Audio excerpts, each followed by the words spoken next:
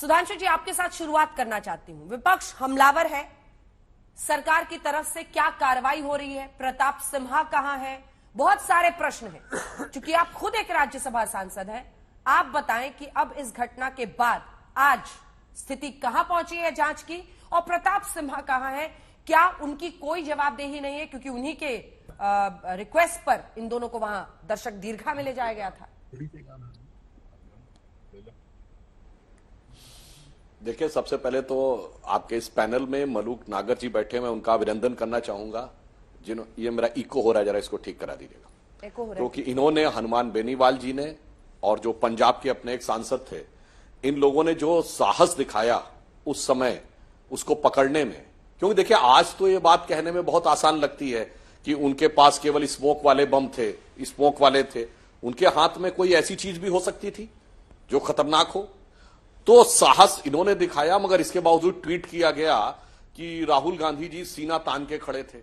वैसे अधीर रंजन चौधरी जी ने कहा हमारे सांसद सारे मजबूती से खड़े थे, तो मतलब वो सीना तान के खड़े थे, बाकी सब तो सीना झुका के खड़े थे।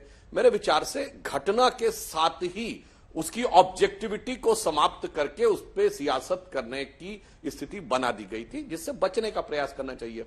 संसद की सुरक्षा एक बहुत गंभीर संवेदनशील मामला है।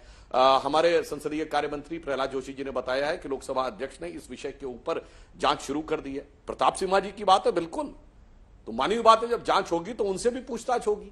और अब तो सारे देश को दिख रहा है, यदि देश के भिन्न भिन्न कोनों से लोग आ रहे हैं, आपस में ये कनेक्टेड हैं, इसका मतलब ये कोई सहज, स्वाभाविक या स्वतः स्फूर्त मामला नहीं है कि किसी के मन में कोई फीलिंग आई और उसने जाकर ऐसा कर दिया।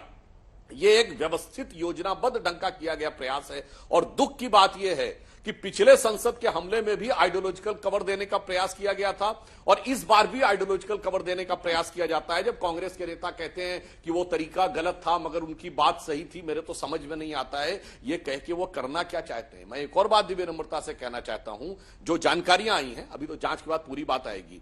यदि जो व्यक्ति अंदर चला गया था वो सागर शर्मा, उसके बारे में जानकारी आई है कि वो 12th पास है। मैं अपने लोगों से पूछना चाहता हूं 12th पास को कौन सी नौकरियां मिल सकती हैं आज की डेट में। वो एक ऑटो चला रहा था, उसके पिताजी कर रहे थे, जो ये कह रहे हैं ना कि बहुत वो होता था। तो मुझे बता दें कृपया हमारे पैनल में बैठे हुए लोग कि कौन सी ऐसी नौकरियां मिल सकती थी जो न मिलने के कारण इतना बड़ा फ्रस्ट्रेशन हो जाए कि वो इस तरह की घटना करने का उपाय करने लगे। तो मुझे लगता है कम से कम इस मौके पर संवेदनशीलता का ध्यान रखना चाहिए, और ऐसा दुनिया में कहीं देखने को नहीं मिलता है। ठीक है, मैं पुनः एक बार कहना चाहता हूं, दुनिया के अन्य देशों में भी होता है, कभी कोई इस विषय के ऊपर प्रश्न नहीं उठाता, मगर यहां मौका मिलते ही राष्ट्रीय सुरक्षा जैसे संवेदनशील विषय पर राजनीति करने में हमारे विपक्षी नहीं चूकते। ठीक है प्रियंका जी, आप इस पर रिस्पॉन्ड कर सकती हैं। जो बड़ी बातें हैं बतौर सांसद, आप इस मंच से क्या उठाना चाहेंगी? वहीं दूसरी तरफ, आपको नहीं लगता है कि बेरोजगारी से इसे कनेक्ट करना, नासिर साहब भी जुड़ गए हमारे साथ, आ रही हूं सर इसके बाद। प्रियंका जी, इसको नौकरी से, बेरोजगारी से जोड़ना, या फिर ये कहना कि शहीद भगत सिंह से जोड़ना, इतने गंभीर मामले में ग्लैमराइज करने के बराबर हो जाएगा उसे, क्योंकि ये तो क्रिमिनल माइंड है ना। कोई आम व्यक्ति तो इस तरह का करने की सोच नहीं सकता है। तो ये क्रिमिनल माइंड से जिन्होंने इस तरह से साजिश को अलग अलग स्टेट्स में अंजाम दिया है। सब नहीं, सबसे पहले कौन ग्लैमराइज कर रहा है? ये न्यूज कहां से आई है? न्यूज़पेपर में आई, हम सब ने पढ़ी। कोई नहीं जानता था उनके क्या बैकग्राउंड है, किस स्थिति में आया। हम बस ये जानते थे एक भारतीय जनता पार्टी के सांसद ने इन लोगों के लिए एंट्री लेटर साइन किया है। कौन है, कहां से आए हैं, किस डिवर्स बैकग्राउंड से आए हैं, वो उसे अभी मेरा मतलब नहीं है। मेरा सवाल बस ये है, 22 सितंबर को राज्यसभा सांसद सुधांशु त्रिवेदी जी भी हैं, वो काफी जानकार भी हैं, इतिहास के जानकार हैं। मेरे 2 क्वेश्चन हैं। राज्यसभा में जब स्पेशल सेशन चल रहा था, भारी संख्या में महिलाएं लाई जा रही थी, बसेस में आ रही थी, वहां से नारेबाजी हुई थी, पॉलिटिकल स्लोगनेरिंग हुई थी, मोदी जी हैं तो मुमकिन है। मैंने तभी एक चिट्ठी लिखी थी 22 सितंबर को जब सेशन कंक्लूड हुआ था कि ये मैसिव सिक्योरिटी ब्रीच है, इस पे कार्रवाई होनी चाहिए। उस पे भी किसी तरीके का संज्ञान नहीं लिया गया। मेरा सवाल बस ये है, 22 आपको याद होगा 22 साल पहले की जब पार्लियामेंट में घटना हुई थी, दुखद घटना हुई थी, पार्लियामेंट के अंदर नहीं आ पाए थे क्योंकि हमारे सुरक्षा कर्मियों ने अपनी जान तक गंवा दी थी पार्लियामेंट की डिग्निटी को प्रोटेक्ट करने के लिए। उस समय पर जब जवाबदेही की बात आई थी, खुद minister of external affairs on behalf of home minister उन्होंने आकर 3 दिन के अंदर अंदर स्टेटमेंट रखा था पार्लियामेंट के अंदर। भारतीय जनता पार्टी की सरकार तब भी थी और आज भी है। उन्होंने स्टेटमेंट रखा, फिर प्राइम मिनिस्टर ने अपना स्टेटमेंट दिया। हम आपसे बस ये कह रहे हैं कि बहुत बड़ी गंभीर चूक हुई है। क्या कारणवश हुई है, उन लोगों के क्या कारण थे, हम नहीं पूछ रहे हैं। हम कह रहे हैं ये सुरक्षा में चूक क्यों हुई। अब कोई बहाने बना रहा है, लोकसभा सेक्रेटेरिएट के हाथ में है। सिक्योरिटी जो है डिप्यूटी स्पीकर के हाथ में होती है लोकसभा के। क्या लोकसभा का डिप्यूटी स्पीकर है? नहीं है। जॉइंट सेक्रेटरी के लेवल पे ये पूरी सिक्योरिटी व्यवस्था आती है। क्या जॉइंट सेक्रेटरी है? नहीं है। कितनी उसमें पार्लियामेंट में जिम्मेदारी के जो पद हैं अब तक रिक्त है। तो सवाल ये उठ खड़ा होता है, इसके जिम्मेदार कौन?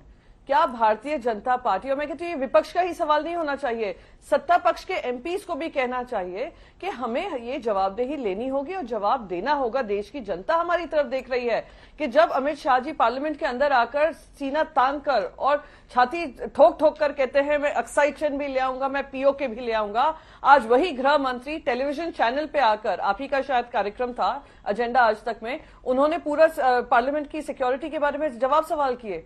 वही बात वो आकर पार्लियामेंट में क्यों नहीं करते हैं? पार्लियामेंट की गरिमा कौन गिरा रहा है? ये लोग गिरा रहे हैं। और इसलिए सवाल बनता है, इस पे राजनीति नहीं कर रहे हैं, ये देश की सुरक्षा का मामला है और इस पे हम सवाल उठाएंगे ही। सुधांशु जी, इसका जवाब दीजिए। देखिए, जो प्रियंका जी ने कहा कि हाँ ठीक है, स्पेशल सेशन में ऐसी एक घटनाएं हुई थी। राज्यसभा में उस समय हम भी मौजूद थे जब दर्शक दीर्घा से कुछ महिलाओं ने नारे लगाए थे और सबने एक स्वर से उसको कंडेम किया था। हमारे सत्ता पक्ष के लोगों ने भी कहा था वो गलत है। परंतु जब अगर आप पीछे गई तो इसी संसद में 40 से अधिक ऐसी घटनाएं हो चुकी हैं जिसमें लोगों ने पैम्फलेट फेंके हैं, नारेबाजी की है, कूदे हैं, पिस्तौल भी लेके कूदे हैं और कई सारी चीजें जिन्हें हथियार की श्रेणी में रखा जाता है वो भी लेकर कूदे हैं। परंतु संवेदनशीलता क्या होती, मैं कहना चाहता हूं, आपने कहा संसद पे हमला हुआ था, पर यह संवेदनशीलता उस समय कहां चली गई थी कि जब सर्वोच्च न्यायालय का निर्णय आ गया था और उस सर्वोच्च न्यायालय के निर्णय में rare of the rarest crime शब्द लिखा था, यानी जो गंभीर से गंभीरतम अपराध है। उसके बाद 7 साल तक अफजल गुरु को फांसी नहीं हुई थी। यहां तक कि जिन लोगों ने अपने बलिदान दिए थे उन्होंने अपने मेडल लौटा दिए थे इस प्रोटेस्ट में कि हम सर्वोच्च न्यायालय के निर्णय के बाद फांसी क्यों नहीं हो रही है। मगर उस समय न किसी सेकुलर नेता की आंखों में आंसू आए थे, न सोनिया जी की आंखों में आंसू आए थे बटाला हाउस इनकाउंटर के आरोपियों पे। इसलिए मैं कह रहा हूं संवेदनशीलता तो छोड़िए, उस भयंकर हमले के बाद राजनीति दिखाई पड़ रही थी। और प्रियंका जी, तब तो आपकी पार्टी पूरी तरीके से हमारे साथ थी। इसलिए मैं कहना चाहता हूं इस संवेदनशील मुद्दे के ऊपर हमने कभी राजनीति नहीं की है, विपक्ष ने सदैव इस पर राजनीति करने का प्रयास किया। ठीक है, छोटा सा जवाब प्रियंका जी, क्योंकि मुझे फौरन इसके बाद सैयद नासिर हुसैन साहब के पास जाना है। छोटा सा जवाब। नहीं, बस 10 सेकेंड में जवाब दूंगी। शिवसेना आपके साथ हो, कहीं भी हो, किसी के साथ हो, शिवसेना सबसे पहले देश के साथ है और देश में ये गंभीर मामला उठा है तो शिवसेना सवाल पूछेगी। शिवसेना कहीं भी हो पर भारत के साथ है, भारत की सुरक्षा के साथ है और अगर जब सवाल के घेरे में आप आएंगे तो हम सवाल पूछेंगे। सैयद नासिर हुसैन साहब, सैयद नासिर हुसैन साहब, आपको लगता है ठीक है इस तरह के एंगल इस पूरे मामले में निकालना? बोल लीजिए सुधांशु जी, एक लाइन मतलब एक लाइन। एक लाइन, मैं सिर्फ एक ही लाइन, बिल्कुल सबके साथ होना चाहिए था, परंतु उस समय फांसी के साथ थे और अब उन लोगों के साथ आके लोग खड़े जिन्होंने नारा लगाया था अफजल हम शर्मिंदा है, तेरे कातिल जिंदा है। सैयद नासिर हुसैन साहब, भारत की संसद पर हमले के अंजना जी बहुत बहुत शुक्रिया। आप जो है शो होने के 18-20 मिनट बाद मुझे बुलाया बात करने के लिए, बहुत बहुत शुक्रिया आपका। नहीं, आपको बहुत बहुत धन्यवाद। मुझे शुभकामनाएं और धन्यवाद देने के लिए। लेकिन सर, आप गाड़ी में बैठे थे, आपको आज तक पे सब टीवी पे देख रहे थे, आप कार में ट्रैवल कर रहे थे, आपका ऑडियो कट रहा था। चल रहा इतना था, अब 2 लोगों के बीच में इतना आप बात करा दे रहे हैं कि हम म्यूट स्पेक्टेटर के बैठे हुए हैं। But anyway, thank you so much. मैं सिर्फ इतना यहाँ पे कहना चाहूंगा कि जो है हमारे दूसरे को नहीं, सांसद जी पहले मेरा प्रश्न सुन ले। सैयद साहब, मेरा सवाल आपसे ये है कि चाहे वो देखिए 2-3 पार्टियां हैं, सबसे पहले ललन सिंह इंडिया गठबंधन के आपके जेडीयू साथी, उसके बाद से ओवैसी का मैं आपसे हिसाब नहीं मांगूंगी क्योंकि उनका अलग ही हिसाब चलता है। ये सब धर्म से जोड़ रहे हैं। सुप्रिया श्रीनेत आपकी पार्टी की है, उन्होंने भी कहा अगर ये दोनों मुस्लिम होते तो फिर सोचिए कैसा होता। ये इशारा करना या ये आरोप लगाना कि बीजेपी उन्माद फैलाती अगर ये मुस्लिम होते, क्या धर्म का ये कार्ड लाने की जरूरत है इतने गंभीर मामले में? हुसैन साहब। अंजना जी, मैं दो पॉइंट पे मैं आंसर करना चाहूंगा, जवाब देना चाहूंगा। एक तो सीधा जो है भारतीय जनता पार्टी के स्पोक्स पर्सन जो यहाँ पे अपनी बात रख रहे थे, सुधांशु जी कई बार हमारे साथ पैनल में रहे। इनका सबसे बड़ा प्रॉब्लम क्या है, सुधांशु जी का जो मुद्दा होता है जिसके ऊपर डिबेट होता है, डिबेट छोड़ के दुनिया की सारी बात के ऊपर अपनी बात रखते हैं। डिबेट पे जो डिबेट जिस मुद्दे पे डिबेट हो रहा है उसकी बात नहीं करते। हमारा सवाल सिर्फ इतना है, पार्लियामेंट के अंदर और पार्लियामेंट के बाहर एक जो है सिक्योरिटी की ब्रीच हुई है, उसमें एक एमपी भारतीय जनता पार्टी का उनको पास देता है, उनको लेके जाता है। हम अब उसमें कैंस्टर्स ले गए थे, स्मोक बॉम्ब्स लेके गए थे, अब पता नहीं क्या क्या लेके गए थे, और कुछ लेके जाते। तो 700 से ज्यादा जो एमपीस लोकसभा और राज्यसभा में जो रहते हैं उनकी सिक्योरिटी का मामला जब है, ये 700 से ज्यादा एमपीस पूरे देश को सिक्योरिटी देने की बात करते हैं, बिल्स पास करते हैं, उसके ऊपर डिबेट करते हैं, डिस्कशन करते हैं। उन्हीं की सुरक्षा आज खतरे में है, तो ये देश की सुरक्षा क्या करेंगे? हम सवाल यही कर रहे थे कि ये देश की सुरक्षा देखता है होम मिनिस्टर आना चाहिए, लोकसभा राज्यसभा में स्टेटमेंट देना चाहिए। उनके पास जो इनिशियल इंफॉर्मेशन है उसके ऊपर स्टेटमेंट की हम मांग कर रहे थे। लेकिन आप देखिए ये सरकार का तरीका काम करने का देखिए, जो स्टेटमेंट की मांग कर रहे हैं उनको सस्पेंड करते हैं। जो एमपी इन लोगों को अंदर लेके आया था, पासेस दिया था, अपने गाड़ी में बिठा के लेके आया था, उसको सस्पेंड नहीं करते। हमारा लिमिटेड फोकस है, लिमिटेड मांग है। हम कौन थे लड़के, कौन से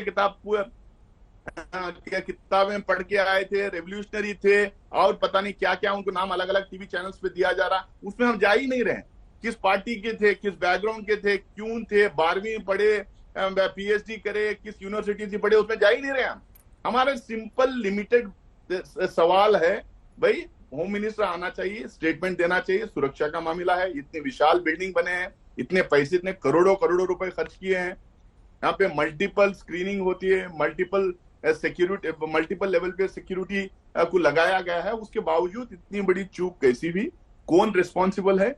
जो इतने सारे एमपीज को और पार्लियामेंट बिल्डिंग को खतरे में डालने वाला जो एमपी है उसको क्यों सस्पेंड नहीं कर रहे? इतना हमारा लिमिटेड फोर्स।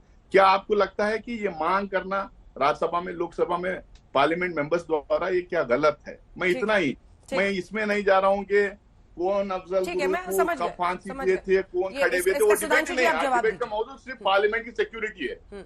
सुधांशु जी इसका जवाब दीजिए, लेकिन इस बीच आप जवाब दें उससे पहले आइए आपको सुना देते हैं आज एजेंडा आज तक में इसी मुद्दे पर गृह मंत्री ने क्या कहा था।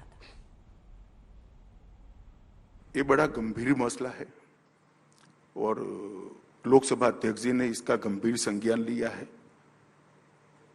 विपक्ष इस पर राजनीति कर रहा है। मैं ऐसा नहीं कह रहा कि इसमें कहीं ना कहीं कोई चूक नहीं हुई, चूक निश्चित हुई, तभी तो घटना हुई है, परंतु इस पर राजनीति करे। सबको मालूम है कि पार्लियामेंट सिक्योरिटी लोकसभा अध्यक्ष के तहत रहती है।